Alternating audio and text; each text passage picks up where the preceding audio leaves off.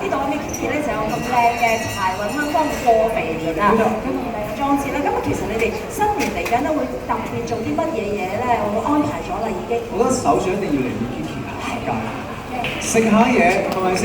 然之後咧見到啲街坊啊，就周圍同大家講話新年快樂啊，身體健康啊，講多啲祝賀説話，然之後帶多啲開心嘅氣氛俾呢度嘅街坊。其實我成日都會過嚟呢度。我覺得呢個人傑地靈，啲嘢食又好食，啲鋪頭又好行。我老婆都 shopping 嘅時候都會揀呢一度。好好，必須。俾啲掌聲先啦！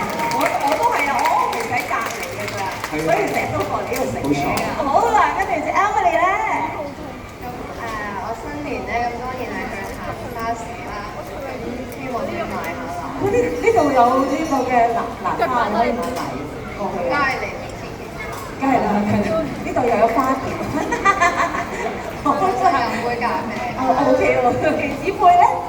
我都會我係第一年嚟香港啦，所以我都希望會多嚟 Kitty 食啲好食嘅嘢啦，買啲好睇嘅衫，同埋都會同家人可能食啲湯圓啦，嗰啲都會嘅。哇！俾多啲掌聲佢哋參睇份嘅，真係好識揀啊！即係等於你哋好識嘅咧，即係支持佢哋一樣啊！咁你俾多次有歡聲，多謝咯！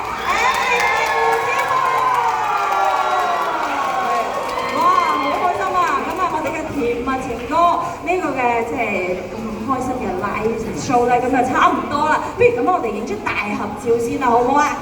好啦，同大家影啲大合照啊咁啊！